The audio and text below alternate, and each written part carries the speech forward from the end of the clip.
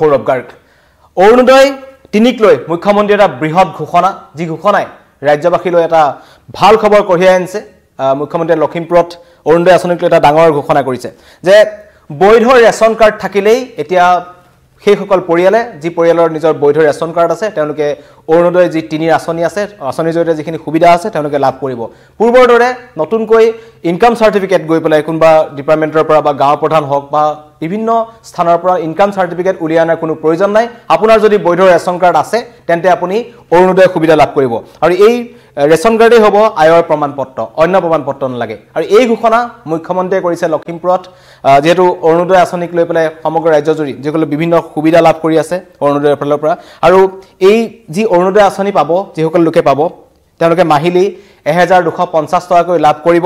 লগতে 5 কেজি চাউল আৰু 5 লাখ টকালৈ চিকিৎসা যেটো আমাৰ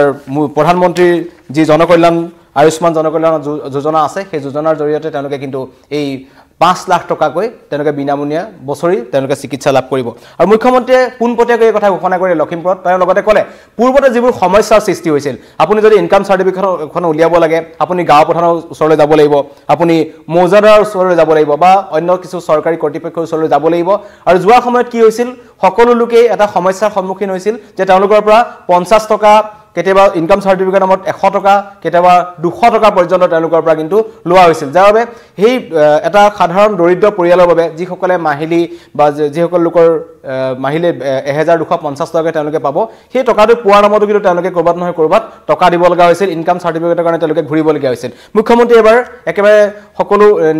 পৰিষ্কাৰ কৰি দিলে যে যিখন ৰেচন কাৰ্ড সকলোৰে ঘৰত থাকিব লাগে আৰু মুখ্যমন্ত্ৰীয়ে লগতে কৈছে এই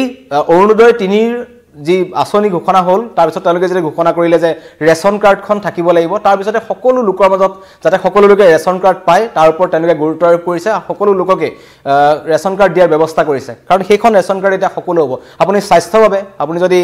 যেটো অৰুণোদয় আঁচনিৰ জৰিয়তে যদি যিখন ছাত্ৰ-ছাত্ৰীয়ে বিনামূলীয়াকৈ এডমিশন পায় তেতিয়া তেওঁলোকে পূৰ্বতে যদি আপুনি অৰুণোদয় আঁচনিখন দেখুৱাইছিল কাৰ্ডখন আপুনি আঁচনিখন দেখুৱাই যদি ফ্ৰী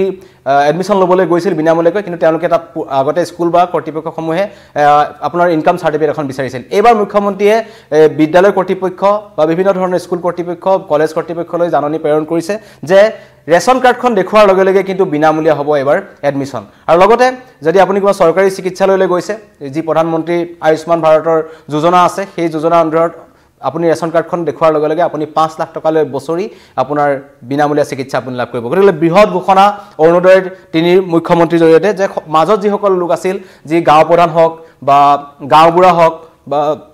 মৌজাদাৰ হওক বা অন্য কৰ্তৃপক্ষ হওক এতিয়া আপোনালোকে তেওঁলোকৰ ওচৰলৈ যাবলৈ প্ৰয়োজন নাই আপোনালোকে আয়ৰ প্ৰমাণপত্ৰৰ বাবে এটা হুলস্থুল কৰিব নালাগে ৰেচন কাৰ্ডখন যদি আছে আপুনি প্ৰাপ্য বস্তুখিনি পাব লগতে অৰুণোদয় আঁচনিৰ যিসকল সুবিধা পাব লগতে 5 কেজি বিনামূলীয়া চাউল পাব 5 লাখ টকালৈ আপোনালোকে চিকিৎসা সেৱা পাব সুলভ মূল্যত লাভ কৰিব চেনি আৰু দাই আৰু মুখ্যমন্ত্ৰী এইখিনি কথা ঘোষণা কৰিছে আৰু লগতে কৈছে যে একাংশ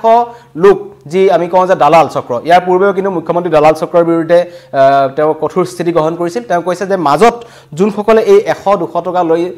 ইনকাম সাৰ্টিফিকেট নামত সাধাৰণ লোকৰ পৰা ধন লুট কৰিছিল সেইবোৰ তেওঁ বেয়া পায় আৰু গতিকে তেওঁ এবাৰ স্পষ্টকৈ ঘোষণা কৰিছে লখিমপুৰৰ মঞ্চৰ পৰা যে যিসকলৰ ওচৰত ৰেচন কাৰ্ড আছে সেই হ'ব অৰুণোদয়ৰ বাবে আধাৰ আৰু তেওঁলোকে অৰুণোদয়ৰ কাৰণে সুবিধা পাব লগতে কৈছে যিসকল লোকে এনে ধৰণৰ কুচক্কু অভিপ্ৰায় কৰিব যিসকলে এনে ধৰণৰ সাধাৰণ লোকৰ পৰা ধন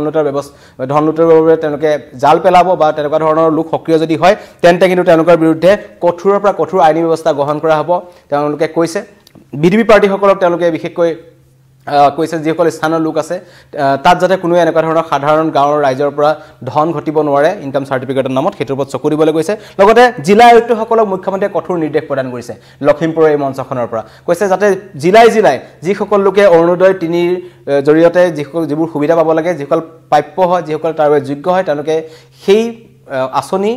সুবিধা লাভ কৰাৰ ক্ষেত্ৰত যাতে অন্য কতো যাতে তেওঁলোকে ধন দিব লগা নহয় তাৰ ওপৰত যাতে জিলা আয়ুক্তসকলে নিজে চকু ৰাখে তাৰ ওপৰত মুখ্যমন্ত্ৰীয়ে তেওঁলোকক নিৰ্দেশ দিছে এক প্ৰকাৰ কৈছে যাতে কোনো ধৰণৰ অৰুণোদয় 3 যি আঁচনি আহিছে যি নতুনকৈ ঘোষণা কৰা হৈছে ইয়াৰ জৰিয়তে যাতে কোনো ধৰণৰ লোকে সাধাৰণ লোকে টকা দিবলগীয়া নহয় কো অভিপ্ৰায়ৰ পৰা ভুক্তভোগীসকলক যাতে তেওঁলোকৰ সেই জালত ভৰি পেলাব নোৱাৰে তাৰ বাবে জিলা আয়ুক্তসকল কঠোৰ হ'বলৈ কোৱা হৈছে আৰু চৰকাৰ প্ৰতিশ্ৰুতিবদ্ধ আৰু তেওঁ স্পষ্টীকৰণ দিছে মুখ্যমন্ত্ৰীয়ে যে সাধাৰণ ৰাইজৰ বাবে যিসকল সুবিধা আছে সেই সুবিধা তেওঁলোকে লাভ কৰিব তাকো স্বচ্ছ আৰু একেবাৰে স্বচ্ছ নিকা পদ্ধতিৰে যি মুখ্যমন্ত্ৰীয়ে এইখন চৰকাৰ অহাৰ পৰাই স্বচ্ছ নিকা কথা কৈ আছে এখন নিকা চৰকাৰ স্বচ্ছ চৰকাৰ এইখিনি কথা কৈ আছে কিন্তু তাৰ মাজতেই অৰুণোদয় আঁচনিক লৈ বৃহৎ ঘোষণা কাৰণ অৰুণোদয় আঁচনিটোৱে সমগ্ৰ ৰাজ্যৰ যথেষ্ট সংখ্যক লোকক সামৰি লৈছে আৰু সকলোৰে চকু আছিল যেহেতু এই অৰুণোদয় আঁচনিৰ জৰিয়তে কোনে কোনে পাব কেনেকৈ কি থাকিলে অৰুণোদয় আঁচনিৰ বাবে আপোনালোকে যোগ্যতা পাব এনেকুৱা ধৰণৰ মানুহৰ মাজত কিছুমান বিভ্ৰান্তি আছিল কিন্তু মুখ্যমন্ত্ৰীয়ে সকলো বিভ্ৰান্তি ভাঙিছে যাৰ বৈধ ৰেচন কাৰ্ড আছে তেওঁ অৰুণোদয় আঁচনি পাব অৰুণোদয় ৩ যি আঁচনি আছে তেওঁলোকে পাব এইটোৱে স্পষ্ট মুখ্যমন্ত্ৰীয়ে ঘোষণা কৰিলে আৰু লগতে ক'লে যিসকল লোকে খেলিমেলি কৰিব মাজত তেওঁলোকৰ বিৰুদ্ধে কঠোৰ ব্যৱস্থা গ্ৰহণ কৰা হ'ব ইনকাম চাৰ্টিফিকেটৰ প্ৰয়োজন নাথাকিব এতিয়াৰ পৰা এইখিনি এটা বৃহৎ ঘোষণা মুখ্যমন্ত্ৰীয়ে কৰিলে আৰু লখিমপুৰত এক প্ৰকাৰ আজি যি তেওঁ উন্নয়ন হৈছিল তেওঁ উপস্থিত হৈছিল উন্নয়নৰ বাৰ্তালৈ লখিমপুৰত কিন্তু তেওঁ উপস্থিত হৈছিল কেইবাটাও প্ৰকল্প তেওঁ আজি উদ্বোধন কৰিছে আৰু লগতে ভাৰ্চুৱেলি তেওঁ ৰেচন কাৰ্ড প্ৰদান কৰিছে ৰাজ্যজুৰি 5 লাখ ৰেচন কাৰ্ড আজিৰ দিনটোত মুখ্যমন্ত্ৰীয়ে লখিমপুৰৰ পৰা ভাৰ্চুৱেলি কিন্তু প্ৰদান কৰিছে আৰু এতিয়াৰ পৰা নতুনকৈ তেওঁলোকে এড কৰিছে ইয়াৰ পূৰ্বে চাউল 5 কেজি পাই আছিল এই যি আমাৰ অৰুণোদয় আঁচনি বা অৰুণোদয় আঁচনিৰ জৰিয়তে ৰেচন কাৰ্ডৰ জৰিয়তে এতিয়া এই ৰেচন কাৰ্ডত কিন্তু চেনি আৰু দাইলো তেওঁলোকে উপলব্ধ কৰিব বুলি কৈছে মুখ্যমন্ত্ৰীয়ে ঘোষণা কৰিছে আৰু ছাত্ৰসকলৰ বাবে পৰৱৰ্তী বাজেটত আৰু ভাল খবৰ আছে বুলি মুখ্যমন্ত্ৰীয়ে ক'ব বিচাৰিছে প্ৰতিশ্ৰুতি দিছে মুখ্যমন্ত্ৰীয়ে যে নেক্সট যিখন বাজেট আহিব পৰৱৰ্তী যিখন বাজেট আছে সেই বাজেটত শিক্ষাৰ্থীসকলৰ বাবে বিশেষ ব্যৱস্থা চৰকাৰে কিন্তু গ্ৰহণ কৰিব বুলি তেওঁ কৈছে আৰু মুখ্যমন্ত্ৰীয়ে আজি পুনৰ এই লখিমপুৰত এই বৃহৎ কেইবাটা ঘোষণা কৰিছে প্ৰকল্প উন্নয়ন উদ্বোধন কৰিছে মুখ্যমন্ত্ৰীয়ে খাৰকাটি ফটাখুটি দলং উদ্বোধন কৰে আৰু এই ৰঙা নদীৰ ওপৰত নিৰ্মাণ কৰাইছে বৃহৎ দলংখন আৰু বাজেট হৈছে 23 কোটি টকা গতিকে বৃহৎ দুখনকৈ জনসভাতো তেওঁ আজি লখিমপুৰত অংশগ্ৰহণ কৰিলে চকুলি ভেৰিয়া আৰু বগী নদীত আৰু লগতে আজাদ আইন মহাবিদ্যালয়ৰ মুকলি কৰিছে আৰু লখিমপুৰ নাৰ্ছিং প্ৰতিষ্ঠানখন মুখ্যমন্ত্ৰী উদ্বোধন কৰিলে কেইবাটাও বৃহৎ কাৰ্যসূচী লৈ লখিমপুৰত উপস্থিত হৈছিল কৈছো উন্নয়নৰ বাৰ্তা লৈ নতুন প্ৰভাৱ লৈ এটা লৈ পেলাই তেওঁ আজি লখিমপুৰত উপস্থিত হৈছিল আৰু কেইবাটাও ঘোষণা কৰিলে এই গোটেইকেইটা ঘোষণাৰ ভিতৰত কিন্তু আটাইতকৈ ডাঙৰ ঘোষণা হ'ল অৰুণোদয় যি ৰেচন কাৰ্ড থাকিলেই পাব আয়ৰ প্ৰমাণপত্ৰ নতুনকৈ নালাগে আৰু লগতে মুখ্যমন্ত্ৰীয়ে তীব্ৰ সমালোচনা কৰিছে বিৰোধীক কাৰণ মুখ্যমন্ত্ৰীয়ে এতিয়া যি বৰ্তমান সময়ত দেখা পোৱা গৈছে কংগ্ৰেছে প্ৰতিবাদৰ ওপৰত প্ৰতিবাদ কৰিছে ৰাজভৱন চলো জনতা ভৱন চলো 24 নৱেম্বৰত এটা নতুনকৈ তেওঁলোকে বৃহৎ কাৰ্যসূচী গোটেই ৰাজ্যৰ বিভিন্ন জিলাই হ'ব বুলি তেওঁলোকে ঘোষণা কৰিছে আজি ভূপেন বৰাই লগতে কৈছে গুৱাহাটীত নেতৃত্ব দিব সাংসদ গৌৰৱ গগৈ গতিকে এনে চৰকাৰ আৰু বিৰোধীৰ মাজত এটা তীব্ৰ বাক্যবান চলি থকাৰ মাজতে মুখ্যমন্ত্ৰীয়ে পুনৰ আজি টাৰ্গেট কৰি ল'লে কংগ্ৰেছক আৰু তেওঁলোকে কৈছে যে কংগ্ৰেছৰ দিনত কিন্তু এই অৰুণোদয় নিযুত মইনা এনেকুৱা ধৰণৰ কোনো আঁচনি নাছিল কেৱল মহিলাসকলক তেওঁলোকে সূতা কম্বল বিলাইছিল তাকো নিৰ্বাচনৰ আগত আৰু কোনো ধৰণৰ আৰু কংগ্ৰেছৰ দিনত সাধাৰণ লোকৰ বাবে কোনো ধৰণৰ চাকৰি ব্যৱস্থা নাছিল কেৱল বিষয়াৰ পুত্ৰহে পাইছিল মন্ত্ৰী বিধায়কৰ পুত্ৰই চাকৰি পাইছিল যিসকল লোকৰ মন্ত্ৰী বা ৰাজনৈতিকভাৱে তেওঁলোকৰ উঠা বহা আছিল তেওঁলোকৰ পৰিয়ালেহে পাইছিল কিন্তু এই বৰ্তমান সময়ত সকলোৱে ৰাইজৰ সমাজৰ প্ৰত্যেকটো শ্ৰেণীৰ ব্যক্তিৰ পৰিয়ালৰ পৰা কিন্তু কোনোবাই নহয় কোনোবাই চাকৰি পাইছে এবাৰ এপিএছচিত হেতু প্ৰতিস্ফুট হৈছে যে সাধাৰণ ঘৰৰ পৰা অহা ল'ৰাই কেনেদৰে নিজৰ জ্ঞানৰ ভিত্তিত নিজৰ শিক্ষাৰ ভিত্তিত তেওঁলোকৰ যি নিজৰ চিন্তাধাৰা আছে তাৰ ভিত্তিত কিন্তু তেওঁলোকে চাকৰি পাবলৈ সক্ষম হৈছে তেওঁলোকে কাৰো হাতত এটকা দিবলগীয়া হোৱা নাই স্বচ্ছ নিযুক্তি হৈছে নিকা নিযুক্তি হৈছে মুখ্যমন্ত্ৰীয়ে ঘোষণা কৰিলে আৰু কৈছে এতিয়া সেই কংগ্ৰেছৰ আগৰ দিন নাই এতিয়া উন্নয়নৰ দিন চলি আছে আৰু কংগ্ৰেছৰ প্ৰতিবাদে তেওঁলোকক কোনো ধৰণৰ ফলথকাত পেলাব নোৱাৰে ৰাইজে বুজি উঠিছে প্ৰকৃততে যে বিজেপিৰ দিনত কি হৈছে মুখ্যমন্ত্ৰী এনেদৰে ক'ব বিচাৰিলে লখিমপুৰত আৰু বৃহৎ ঘোষণা ইতিমধ্যে কৈছো যে অৰুণোদয় আঁচনিক লৈ এটা ডাঙৰ ঘোষণা কৰিলে কোনো ধৰণৰ এতিয়া আপোনালোকৰ পূৰ্বৰ দৰে ইনকাম চাৰ্টিফিকেটৰ প্ৰয়োজন নাই আপুনি ইনকাম চাৰ্টিফিকেটখন বনাবৰ বাবে আপুনি ঘূৰি ফুৰিব নালাগে ইতিমধ্যে কৈছো যিসকল আমাৰ লগত নতুনকৈ জড়িত হৈছে লাইভত তেওঁলোকক জনাইছো মুখ্যমন্ত্ৰী এটা বৃহৎ ঘোষণা কৰিছে অৰুণোদয় 3 আঁচনিক লৈ পেলাই কৈছে যে কেৱল যদি আপোনাৰ এখন বৈধ ৰেচন কাৰ্ড থাকে তেন্তে নিশ্চয় আপুনি এই আঁচনিৰ বাবে যোগ্য হ'ব এই আঁচনিৰ সকলো সুবিধা লাভ কৰিব আৰু যি এই আঁচনিৰ জৰিয়তে যি 5 লাখ টকাৰ বছৰি চৰকাৰী চিকিৎসালয়ত চিকিৎসা সেৱাৰ সুবিধা আছে সেই সুবিধা লাভ কৰিব ছাত্ৰ ছাত্ৰীসকলে অৰুণোদয় আঁচনিৰ জৰিয়তে গৈ পেলাই এই ৰেচন কাৰ্ডখন থাকিলে আপোনালোকে গৈ কলেজত বিনামূলীয়া এডমিশ্যন পাব আৰু ইয়াৰ বাবে পূৰ্বৰ দৰে যি শিক্ষাৰ্থীসকলে এডমিশ্যনৰ সময়ত ইনকাম চাৰ্টিফিকেট পৰিয়ালৰ ইনকাম চাৰ্টিফিকেট সাবমিট কৰিব লগা হৈছিল সেইবোৰ তেওঁলোকে এটা কৰিব নালাগে কেৱল ৰেচন কাৰ্ডখনে এটা মূল হ'ব গতিকে ৰেচন কাৰ্ডখন সকলোকে বনাবলৈ মুখ্যমন্ত্ৰী অনুৰোধ জনাইছে লগতে মুখ্যমন্ত্ৰীয়ে কৈছে এই আঁচনিৰ জৰিয়তে যাতে সকলো ব্যক্তিক সামৰি আহে এই আঁচনিত যাতে ৰাজ্যবাসী সকলোকে সামৰি ল'ব পাৰি তাৰ বাবে তেওঁ গুৰুত্ব প্ৰদান কৰিছে সকলোকে ৰেচন কাৰ্ড বনাবলৈ মুখ্যমন্ত্ৰীয়ে আহ্বান জনাইছে যে ৰেচন কাৰ্ড নিৰ্মাণ কৰক আৰু ৰেচন কাৰ্ডৰ জৰিয়তে এই আঁচনিৰ সুবিধা আপোনালোকে লওক মুখ্যমন্ত্ৰীয়ে কি কৈছে আমি আপোনালোকক এবাৰ শুনাব বিচাৰিম আমি সকলো কথাতে গাঁওবুঢ়াৰ সাৰ্টিফিকেট ল'ব লাগে মৌজাদাৰৰ সাৰ্টিফিকেট ল'ব লাগে কিন্তু ৰেশন কাৰ্ডখন হাতত থকা মানে এইটো প্ৰমাণ হয় যে মোৰ বাৰ্ষিক উপাৰ্জন 4 লাখ টকাতকৈ কম এতিয়া বহুত মানুহে অৰুণোদয়ৰ বাবেও গাঁওবুঢ়াৰ সাৰ্টিফিকেট বিচাৰি আছে মই আপোনালোকক এটাই কথা কৈছো যে অৰুণোদয়ৰ কাৰণে গাঁওবুঢ়া মৌজাদাৰৰ কোনো সাৰ্টিফিকেট নালাগে মাত্ৰ ৰেশন কাৰ্ডখন দেখুৱালে হ'ব কোনোবা জাগাত সাৰ্টিফিকেটৰ নামত 30 টকা লয় 50 টকা লয় 100 টকা লয় এইবিলাক মই ভাল নাপাওঁ আৰু সেই কাৰণে আজিৰ সভাতে মই কৈ দিছো যে ৰেশন কাৰ্ড থাকিলে কোনো গাঁওবুঢ়াৰ আমাক সাৰ্টিফিকেট নালাগে কোনো মৌজাদাৰৰ আমাক ইনকাম সাৰ্টিফিকেট নালাগে এতিয়া খুজি আছিল নেকি ইয়াতে আজিৰ পৰা আপোনালোকক নালাগে তেনেকৈ পাব ইয়াৰ পিছত ৰেশন কাৰ্ডখন থাকিলে কি লাভ হয় আপোনালোকে জানে যে প্ৰত্যেক বছৰ আমি লৰা ছোৱালীক কলেজত বিনামূলীয়া এডমিশন দিওঁ এতিয়া বিনামূলীয়া এডমিশন দিয়াৰ কাৰণেও কলেজে কয় যে এখন ইনকাম সাৰ্টিফিকেট লৈ আহক